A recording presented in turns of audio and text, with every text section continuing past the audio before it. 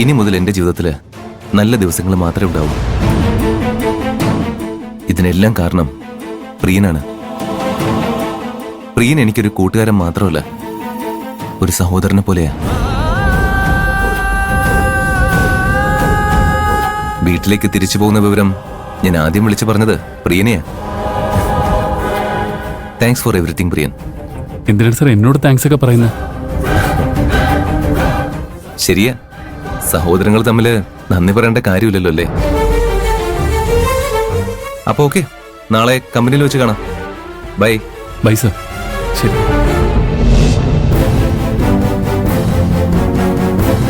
Kailash sir തിരിച്ച് വീട്ടിലേക്ക് പോയോ? ഈശ്വര, എന്റെ പ്രാർത്ഥന കേട്ടല്ലോ. പക്ഷേ നാളെ കമ്പനിയിൽ വെച്ച് എന്തോ ഒരു സർപ്രൈസ് ഉണ്ടെന്ന് പറഞ്ഞു.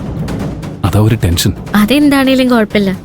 കൈലാഷ് സാറ് തിരിച്ച് വീട്ടിലേക്ക് കയറിയില്ലേ? നിന്നോടുള്ള പ്രണയം വീട്ടുകാർ അംഗീകരിക്കുന്നതുവരെ വീട്ടിലേക്ക് തിരിച്ചു കയറില്ല എന്നുള്ള വാശിയിലായിരുന്നു കൈലാഷ് സാർ.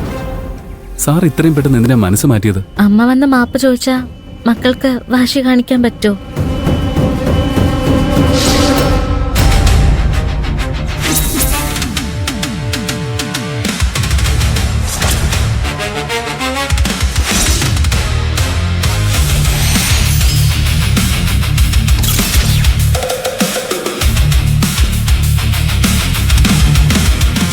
പോവാ മമ്മി.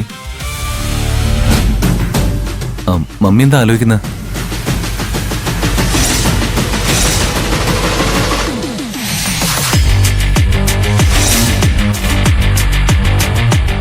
നീ പാർവതിയോട് ഞാൻ കല്യാണത്തിന് സമ്മതിച്ചു എന്ന് പറഞ്ഞോ? ഇല്ല, ചെറിയൊരു ചമ്മല്. നന്നായി. അതെന്താ മമ്മി?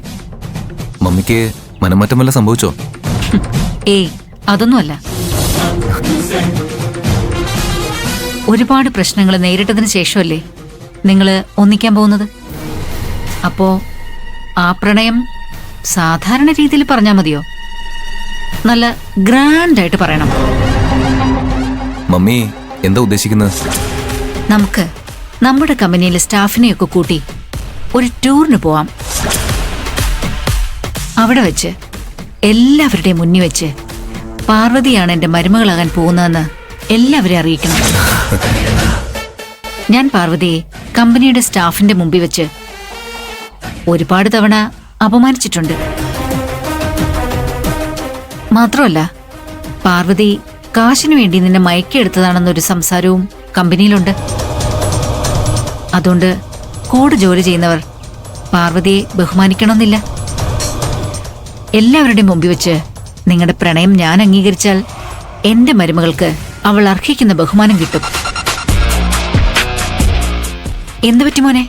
ഞാൻ പറഞ്ഞത് നിനക്ക് ഇഷ്ടപ്പെട്ടില്ലേ? ഒരുപാട് ഇഷ്ടപ്പെട്ടു മമ്മി. ഇത്രയും മാറുമെന്ന് ഞാൻ ഒരിക്കലും വിചാരിച്ചില്ല. വൈകിയാണെങ്കിലും മമ്മി എന്റെ മനസ്സ് മനസ്സിലാക്കിയല്ലോ. I'm happy for you. ഞാനിത് എല്ലാവരും ഒന്ന് ഇൻഫോം ചെയ്യട്ടെ. പിന്നെ പ്രിയനോട് ടൂറിന് പോകുന്ന കാര്യം മാത്രം പറഞ്ഞാൽ മതി. നമുക്ക് ഇങ്ങനൊരു ഉദ്ദേശമുള്ള കാര്യം പറയണ്ട. അവനത് എന്തായാലും പാർവതിയോട് പറയും. അവൾക്കതൊരു സർപ്രൈസ് ആവട്ടെ. ശരിയാ, ഞാൻ പ്രിയനെ വിളിച്ച് എല്ലാവരെയും ഇൻഫോം ചെയ്യാൻ പറയാം.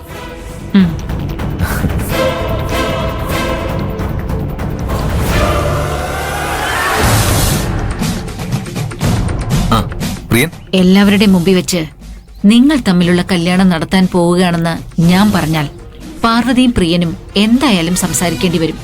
അവര് തമ്മിൽ ഇഷ്ടത്തിലാണെന്ന് അവർ പറയും. പിന്നെ നീ പാർവിനെ വെറുക്കും. നിന്നെ ആ ദരിദ്രവാസിയുടെ വലയിൽ നിന്നും രക്ഷിക്കാൻ മമ്മി എന്തും ചെയ്യും മോനെ.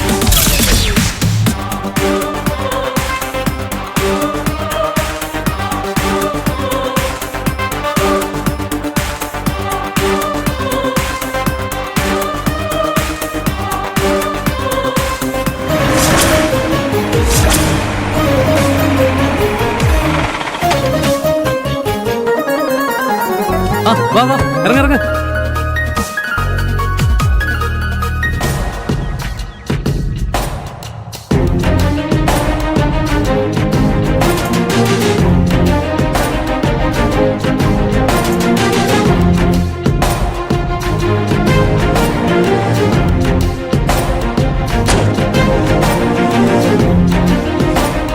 കൈലാസ് സാർ എന്തിനാ പെട്ടെന്ന് ഇങ്ങനെ ഒരു ടൂർ പ്ലാൻ ചെയ്തെന്നാ എനിക്ക് മനസ്സിലാവാത്തത്. നമ്മൾ എന്തിനാ അദ്ദേഹത്തിന്റെ ഉദ്ദേശം അന്വേഷിക്കുന്നത്? നമുക്കൊരു ദിവസം മുഴുവൻ ആഘോഷിക്കാൻ കിട്ടിയില്ലേ?